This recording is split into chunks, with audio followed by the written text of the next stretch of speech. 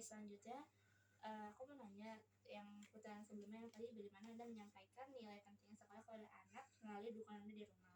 Terus aku mau nanya, bagaimana sih pernah nggak sih Umi nyontohin penegasan pentingnya sekolah pada masa depan anak? Contohnya kayak misalnya lihat apa atau gimana gitu kayak contohnya. Kalau secara langsung apa serius itu ngomong tuh nggak pernah ya, karena saya di bukan tipe yang serius ya. Paling kalau anak lagi nonton apa di TV, di YouTube, atau kita sambil lagi jalan di perjalanan tuh biasanya kita uh, ngasih tahu tuh pentingnya sekolah gitu.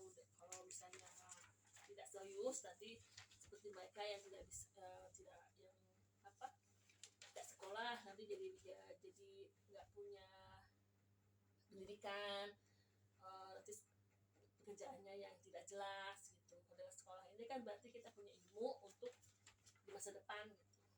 Ya, terus aku mau nanya pertanyaan yang bagaimana sih cara Anda mendukung anak Anda menyelesaikan tugas sekolah? Pernah nggak sih Bikal itu ngalamin masalah pada saat menghadapi tugas sekolah? Uh, Kalau di sekolah itu kan tugasnya dulu ya. Kalau di rumah ya karena masih tingkat SD, kalau dia ada kesulitan pas ya saya bantu gitu. Tapi kalau di pelajaran yang susah itu dia di MTK saja, di matematika saja. Kalau pelajaran seperti bahasa ya dia menguasai. Terus aku juga mau nanya tentang apa sih bagaimana Umi memperlihatkan bahwa sekolah itu penting. Pernah nggak sih ada rutinitas apa yang biasanya Umi lakukan untuk mendukung Zulfikar dalam kegiatan atau pembelajaran di sekolah?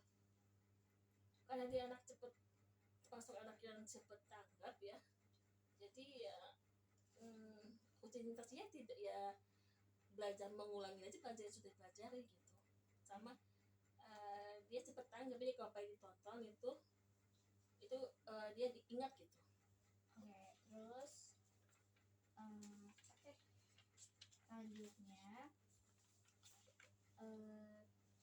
tentang bagaimana Umi bekerjasama dengan orang tua. Pernah nggak sih ada orang tua yang menurut Umi nyebelin atau gimana saat dalam kegiatan sekolah ikut terlibat gitu? Ada nggak sih orang tua yang ngeselin atau gimana? Namanya orang tua ya, kalau saya termasuk yang senior ya, maksudnya udah anak ketiga, dan alhamdulillah di dalam kelas itu kita semua sudah senior. Yang anggotanya ini mungkin ada yang baru-baru ya.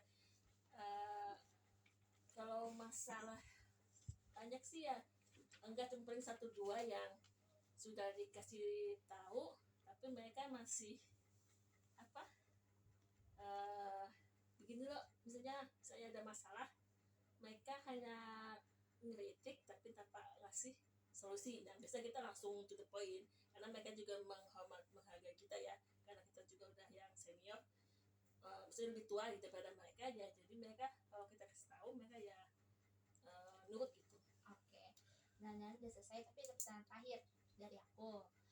Nah dari yang aku udah tanyain, nah pernah nggak sih ada pengalaman apa yang menurut Umi paling berpengaruh dalam pengembangan anak Umi? Apa maksudnya gimana? Pernah nggak ada pengalaman yang Umi pernah terjadi pada saat yang menurut Umi paling berpengaruh dalam perkembangan anak? Ya alhamdulillah sekarang ini tentang bakat sekolah gitu ya. Kalau waktu dulu dia misalnya karena sekolahnya lumayan dekat, kalau naik motor hanya sekitar 5 menit. Karena kita masuknya itu kan 7 sepakat, biasanya dia jam 7 baru berangkat.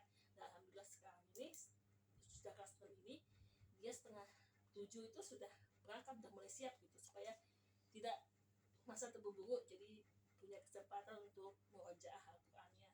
Oke. Terus aku mau nanya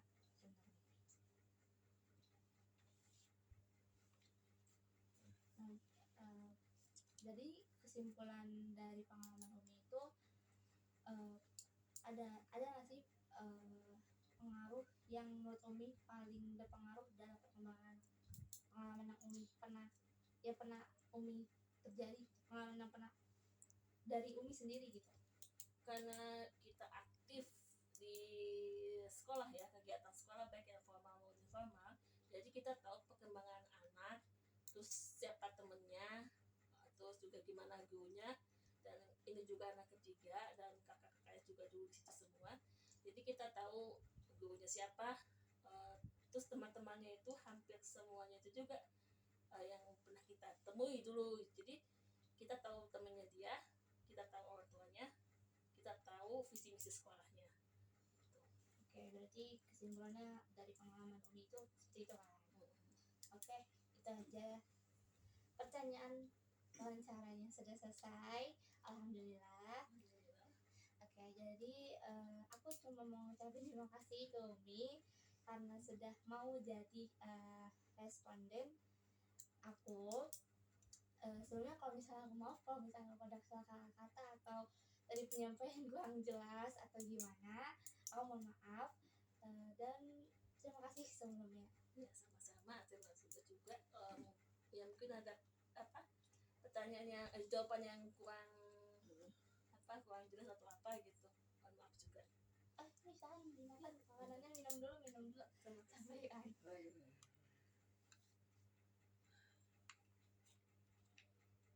Udah 6:30.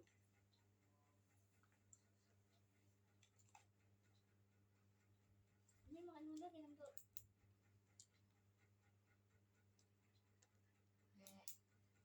Sekian, terima kasih. Kalau misalnya terima kasih banyak deh Bapak udah bantuin aku dalam tugas mata kuliah dasar-dasar asesmen psikologi. Terima kasih banyak. Salim dulu Bang. Terima kasih. Sama-sama. Oke, makasih ya Umi. Bisnis. Oke, terima kasih.